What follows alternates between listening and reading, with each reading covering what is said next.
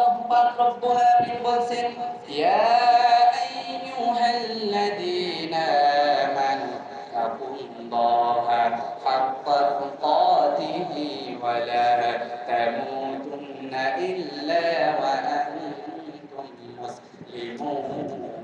চিৎকার করে বলেন আল্লাহু আকবার। আল্লাহ পাক রব্বুল আলামিন বলেন ইয়া আইয়ুহাল্লাযীনা আমানু ওয়া হে আমি রব আমার উপরে যারা ঈমান এনেছো ইত্তাকুল্লাহ আমি রব আমাকে তোমরা ভয় করো। আল্লাহ তাআলা বললেন ইত্তাকুল্লাহ ও হে আমার বান্দারা তোমরা আমি রব আমাকে ভয় করো। হাক্কা তুকাতিহি যেমন ভয় করা উচিত তেমনই কিন্তু ভয় করতে হবে। আমরা এখানে অনেক মুসলমান বসে আছি, এখন যদি আমি আপনাদেরকে প্রশ্ন করি ও আমার বাবারা ও আমার ভাইরা, আমরা কি সকলেই আমাদের সৃষ্টিকর্তা আল্লাহকে ভয় করি? আমরা কিন্তু সকলেই উত্তরে বলবো হ্যাঁ আমরা সকলে আল্লাহকে ভয় করি।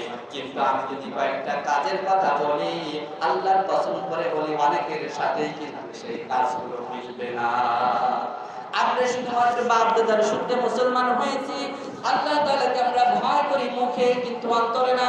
কিন্তু আল্লাহ তাআলা সূরা মুলকের ভিতরে বলেন ইন্নাহু আলিমুম বিযাতিস সুদূর।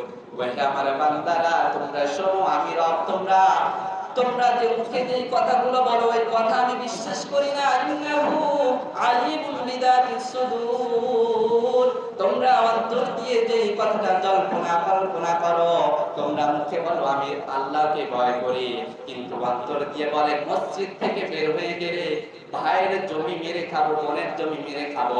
আপনার মনের ভিতরে যদি এইটা থাকে আর মুখে যদি থাকে আল্লাহকে ভয় করি, আল্লাহ কিন্তু ওই ভয় কখনো কবুল করবে না।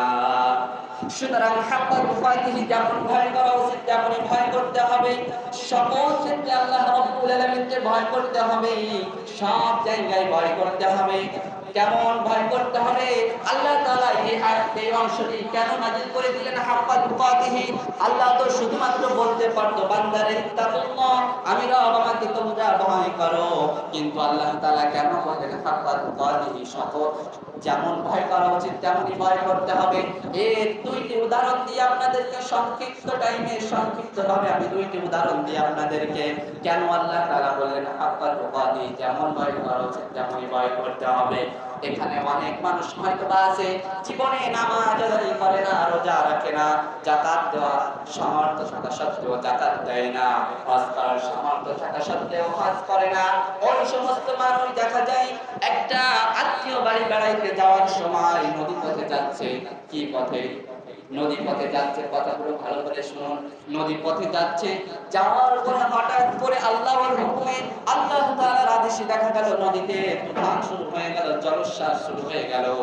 জীবনে কিন্তু ওই ব্যক্তি কখনো নামাজ আদায় করে নাই, রোজা আদায় করে নাই, যাকাত দেওয়া সামর্থ্য থাকা সত্ত্বেও যাকাত দেয় নাই, হজ করা সামর্থ্য থাকা সত্ত্বেও হজ করে নাই। এক কথায় আল্লাহর কোনো আইন সে মানে না। সুতরাং যখন সে ওই বিপদে নদীর ভিতরে জলোচ্ছ্বাস দেখতে পেল, তার অন্তরের ভিতরে একটা ভয় জানি কাঁপুনি সৃষ্টি হলো যে এখন তো যদি এই জলোচ্ছ্বাসটা ভালোভাবে উঠে যায় তাহলে তো নৌকাটা হয়তো বা তলিয়ে আমাদের মৃত্যু হয়ে যেতে পারে। এরকম হয় কিনা? অবশ্যই মৃত্যু হয়ে যেতে পারে। তখন কি করে? যে ব্যক্তি সারা জীবন নাফরমানি করেছিল, আল্লাহর কোরআনের বিরোধিতা করেছিল, আল্লাহ রাসূলের বিরোধিতা করেছিল, ওই লোকটাও দেখা যায় যখন দেখছে আমার মৃত্যুর সময় ঘনিয়ে এসেছে তখন কিন্তু একমাত্র কেবলমাত্র তার বাবার কথা ভুলে যে তার দাদার কথা, তার স্ত্রীর কথা, তার ছেলে পুত্রের কথা, সকলের কথা ভুলে যে কিন্তু আল্লাহকে সে ভয় করে। আল্লাহ বলেন বান্দারে ওই শুধুমাত্র ওই সময় যে তুমি ভয় করবে আর সারাটা জীবন আমি রব আমার নাফরমানি করবে, আর যারা এই দুনিয়ায় আমি রব আমার আইন যারা প্রতিষ্ঠিত করতে চাইবে তাদেরকে রাজাকার বলে জেলের ভিতরে ঢুকিয়ে দিবা আর মুখে বলবা আমি আল্লাহকে ভয় করি। আল্লাহর কসম করে বলি আল্লাহ তাআলা বলেন ওই সমস্ত মানুষের ইবাদত কিন্তু আল্লাহ কবুল করবে না।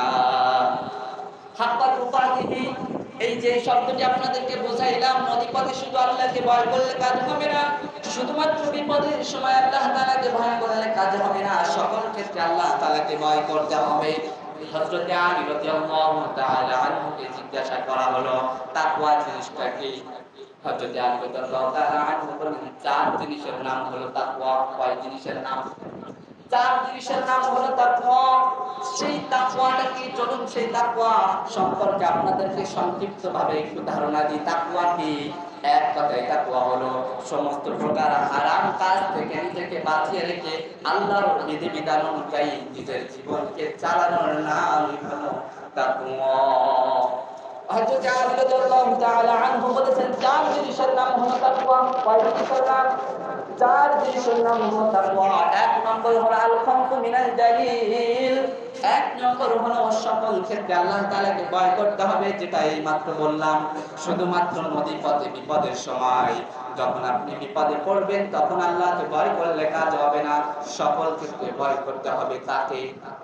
আল্লাহকে সকল ক্ষেত্রে ভয় করতে হবে। আল খাউফু মিনাল জালিল, সব জায়গায় আল্লাহ তাআলাকে ভয় করতে হবে। দুই নম্বর হলো আল আমালু বিত-তানজিল, নাজিলকৃত কিতাব অর্থাৎ কোরআন অনুযায়ী আপনার আমাকে ঈমান আনতে হবে। কোরআন যা বলে সেটা করতে হবে। কোরআন যদি বলে বান্দারে ওই পথে যাস না, ওই পথ গোমরাই পথ, আমাদেরকে যাওয়া যাবে না। কোরআন যদি বলে বান্দারে এই পথে যা, ও আল্লাহর বান্দা, ও মুহাম্মাদের উম্মত, তোমরা এই পথে যাও। এই পথে গেলে হয়তোবা তোমাদের মৃত্যু হয়ে যেতে পারে, হয়তোবা বিভিন্ন প্রকার বাধা বিপদ আসতে পারে, কিন্তু যদি এই পথে তোমরা যেতে পারো, আমি কোরআন তোমাদেরকে বলে দিলাম ফারিকুন ফিল জান্নাহ। আমি কোরআন তোমাদেরকে বলে দিলাম আমি রবকে সাক্ষী দিয়ে তোমাদেরকে জান্নাতের ভিতরে নিয়ে যাব। সুবহানাল্লাহ। তাহলে এই দুই নম্বর পয়েন্ট বললাম ওয়ালা আমালু বিত-তানজিল, কোরআন অনুযায়ী আমল করতে হবে। কোরআন অনুযায়ী আমরা আমল করব কিভাবে? এখানে অনেক আল্লাহর ওলি বসে আছেন যারা সূরা ফাতিহাও কিন্তু পড়তে জানে না, কিন্তু একটু আগে সকলেই দাবি করলাম আমরা কিন্তু মুসলমান। একটু আগে আমরা দাবি করলাম আমরা মুসলমান, কিন্তু যদি সূরা ফাতিহা জিজ্ঞাসা করা হয়, শুধুমাত্র আলহামদুলিল্লাহ বলতে যে অনেক মানুষের দাঁত ভেঙে যাবে। সুতরাং কোরআন অনুযায়ী আমল করতে হবে। অনেক মানুষ আছে যারা কি মনে করে, যারা শুধুমাত্র বলে হুজুররা ভালো, হুজুরদের দেখলেই তাদের জানি কেমন একটা ভাব হয়, অনুভূতি হয়, তারা মনে করে হুজুররা কিচ্ছু জানে না। আরে মাতা, এই কোরআন যদি কেউ একবার তার সিনার ভিতরে ঢুকাইতে পারে, তার থেকে উত্তম জ্ঞানকারী আর কেউ কিন্তু হতে পারে। এই কোরআন এমন একটি কিতাব, it's the source of knowledge and science. এটি এমন একটি কিতাব যেটি জ্ঞান বিজ্ঞানের উৎস। সুবহানাল্লাহ বলবেন না? এই কোরআনকে আমার সংক্ষিপ্ত টাইম দেওয়া হয়েছে। যদি বলি এই কোরআন, অনেক মানুষ আছে যারা শুধুমাত্র হুজুরদের দেখলে তাদের কেমন একটা তাদের ভাব হয় যে হুজুররা আসলে কিছু পারে না। হুজুরদের দেখলে তাদের পা থেকে মাথা পর্যন্ত জ্বলে যায়। এরকম লোক আছে নাকি নাই? অবশ্যই কিন্তু আছে। কিন্তু হুজুরদেরকে তোমরা তো টুকরা দিয়ে দেখো না। হুজুরদেরকে টুকরা দিলে যেমন বারুদ টুকরা দিলে আগুন বের হয়, হুজুরদেরকে টুকরা দাও একের পর এক কথা বের হবে, কখনো তারা থামাইতে পারবে না। এজন্য যারা এই কোরআন একবার সিনার ভিতরে ঢুকাইতে পারে, তারা ইংরেজিতে দুর্বল হয় না, তারা অঙ্কে কখনো দুর্বল হয় না, তারা এই আরবিতে কখনো দুর্বল হয় না। যদি আপনি জিজ্ঞাসা করেন বর্তমান বিজ্ঞান আমাদেরকে জানিয়েছে পৃথিবীটা কেমন, এই পৃথিবীটা দেখতে কেমন, এক এক সময় এক এক বিজ্ঞানী এক এক রকম বলেছে যে পৃথিবীটা লম্বা, পৃথিবীটা গোল, পৃথিবীটা সমতল, পৃথিবীটা এখন স্যাটেলাইটের যুগে এসে বিজ্ঞানীরা জানিয়েছে পৃথিবীটা হলো কমলা লেবুর মতো, অর্থাৎ উত্তর দক্ষিণ দিকে কিছুটা চ্যাপ্টা ডিম্বাকার। পৃথিবী কিন্তু গোল নয়, পৃথিবী ডিম্বাকার। তো এই কথা যদি আমরা কোরআনকে জিজ্ঞাসা করি, হে কোরআন, এই পৃথিবীটা আসলে দেখতে কেমন? যে কিতাবকে আপনি মনে করেন মোল্লা হুজুরদের কিতাব, যে কিতাব লিখলে মনে করেন এই কিতাব যদি কেউ শিখে সে জঙ্গিবাদ হয়, সে সন্ত্রাসবাদ হয়, আল্লাহর কসম করে বলি এই সব ধারণা আপনাদের ভুল। কারণ কোরআন যদি একবার কেউ তার সিনার ভিতরে ঢুকাইতে পারে, সে কখনো জঙ্গিবাদ হতে পারে না। কারণ কোরআন এসেছে জঙ্গিবাদকে ধ্বংস করতে, জঙ্গিবাদকে উস্কে দেওয়ার জন্য, কিন্তু কোরআন আসে নাই। কথা বলেন ঠিক কিনা? কোরআন কিন্তু জঙ্গিবাদকে উস্কে দেওয়ার জন্য আসে নাই, বরং তাদেরকে ভাঙতে এসেছে। তো যাই হোক, বলছিলাম এই পৃথিবীটা কেমন যদি আপনি কোরআনকে জিজ্ঞাসা করেন, তো কোরআন আপনাকে সঙ্গে সঙ্গে জবাব দিবে। 30 নম্বর পারা, কোরআনুল কারীমের 30 নম্বর পারা সূরা নাজিআতের ভিতরে আল্লাহ তাআলা বলেছেন ওয়াল আরদু বা'দা যালিকা দাহাহা। চিৎকার করে বলেন সুবহানাল্লাহ। ওয়াল আরদু, আরব মানে হচ্ছে জমিন। যারা আরবি গ্রামার জানেন তারা জানেন যে আরব আরব মানে হচ্ছে জমি। এই ওয়াল আরদ বা'দা যালিকা দাহাহা, উট পাখির ডিমকে আরবিতে দাহাহা বলা হয়। তো আল্লাহ তাআলা বলেন ওয়াল আরদ বা'দা যালিকা দাহাহা, এই পৃথিবীটা আমি রব উট পাখির ডিমের ন্যায় সৃষ্টি করে দিয়েছি। বলেন সুবহানাল্লাহ। আপনার বিজ্ঞান এসে কি জানিয়েছে? এখন বিজ্ঞান এসে জানিয়েছে পৃথিবীটা ডিম্বাকার। আর আল্লাহ তাআলা সেই ১৫০০ বছর আগে যেই কিতাব আপনি ঘরের কোণে রেখে দিয়েছেন মোল্লা হুজুরদের কিতাব মনে করে, সেই কিতাবের ভিতরে আল্লাহ তাআলা এই জ্ঞান, আল্লাহ তাআলা এই কথা জানিয়ে দিয়েছেন। তাহলে কোরআন এই পৃথিবীর সবথেকে শ্রেষ্ঠ কিতাব। তো আমি দুইটি পয়েন্ট বলছি। আমি বিজ্ঞান নিয়ে আলোচনা করলে আজকের আলোচনা সময় পার হয়ে যাবে, আমি এই বিষয়ে যেতে চাচ্ছি না। তো ১ নম্বর বলেছি তাকওয়ার ১ নম্বর অর্থ হলো আল্লাহকে সকল ক্ষেত্রে ভয় করতে হবে। ২ নম্বর হলো কোরআন অনুযায়ী আমল করতে হবে। ৩ নম্বর হলো ওয়াল আমালু বিল কলিল, অর্থাৎ ওয়াল কনাআতু লিল কলিল, অর্থাৎ অল্পে তুষ্ট থাকতে হবে। আমাদের সমাজে অনেক মানুষ আছে যাদেরকে আল্লাহ তাআলা অনেক দিয়েছেন, অনেক দিয়েছেন, দেওয়ার পরেও সে বলে আমার কিচ্ছু না। বলে কি না? আমার কিচ্ছু না, আমি নিঃস্ব, আমি গরিব, আমি ফকির। আরবে আমার একটা ঘটনা মনে পড়ে গেল। সেটা হচ্ছে আরবে এক কবি, মানে তাকে সে একজনকে জিজ্ঞাসা করছে, কথায় কথায় জিজ্ঞাসা করার পরে সে বলছে আমি খুব গরিব, আমার মতো অসহায় কেউ নাই। সেই কবিতাকে জিজ্ঞাসা করছে তুমি কি আসলেই গরিব? সে উত্তরে বলছে হ্যাঁ আমি আসলেই গরিব। আবারও জিজ্ঞাসা করছে তুমি কি আসলেই গরিব? সে আবার উত্তর দিচ্ছে হ্যাঁ আমি আসলেই গরিব। আবারও জিজ্ঞাসা করছে তুমি কি আসলেই গরিব? বলছে হ্যাঁ আমি আসলেই গরিব। তখন এবার সেই কবি বলছে তাহলে তোমার 2টা হাত আমাকে দিয়ে দাও, তোমার 2টা চোখ আমাকে দিয়ে দাও। তখন সে বলছে না, এইগুলো তো আল্লাহ তাআলার নিয়ামত, এর শুকরিয়া আদায় করে কখনো শেষ করা যাবে না।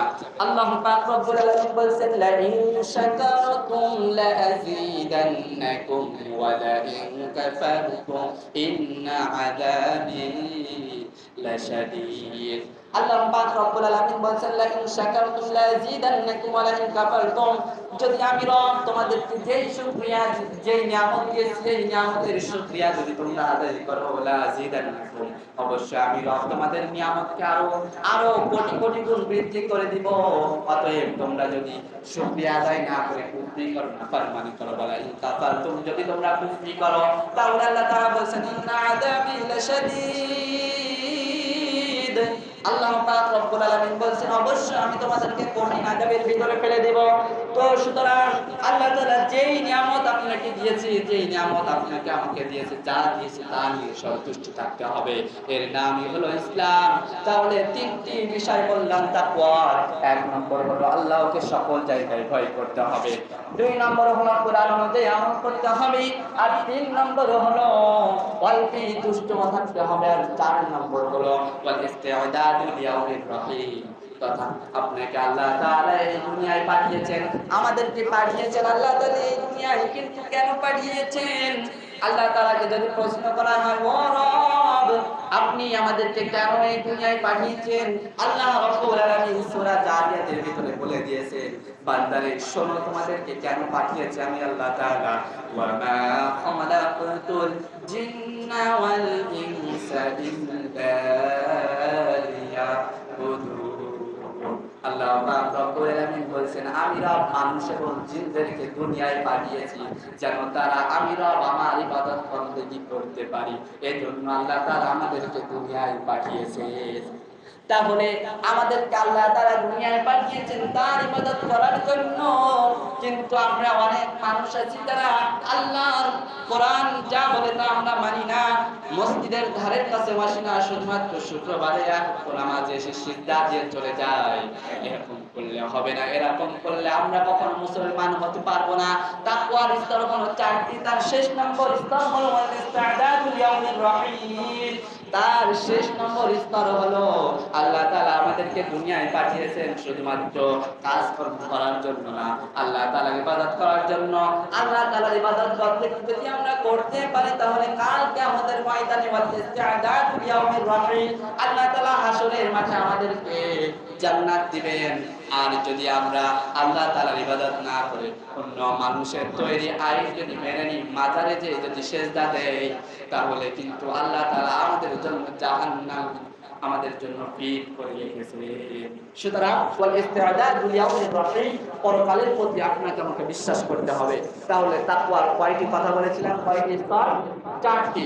এক নম্বর হলো সকল ক্ষেত্রে আল্লাহকে ভয় করতে হবে। দুই নম্বর কোরআন অনুযায়ী আমল করতে হবে।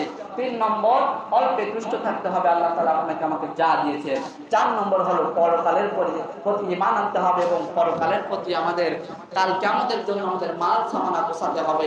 আজ থেকে ইবাদত করুন, জীবনে যা করছেন নিয়ত করুন আসর থেকে জীবনে মৃত্যুর আগ পর্যন্ত আর কখনো নামাজ ছাড়বো না। এবং ওয়ালা তামুতুন্না ইল্লা ওয়া আনতুম মুসলিমুন, আল্লাহ তাআলা আমাদেরকে যতক্ষণ পর্যন্ত মৃত্যু না দেয়, যতক্ষণ পর্যন্ত আমরা খাঁটি মুসলমান না হতে পারি, এবং আমাদের সকলকে যেন আল্লাহ পাক রব্বুল আলামিন আজ থেকে শুরু করে মৃত্যুর আগ পর্যন্ত সকলকে 5 ওয়াক্ত নামাজ জামাতের সহিত আদায় করবার তৌফিক দিন, সকলে বলুন আমিন। ইসলামের পথে কোরআনের পথে যেন আমাদেরকে অটল থাকবার তৌফিক দিন, সকলে বলুন আমিন। কোরআনের পথে অবিচল থেকে আমার মরণ যেন হয়, কোরআনের পথে অবিচল থেকে আমাদের মরণ যেন হয়, সকলে বলুন আমিন।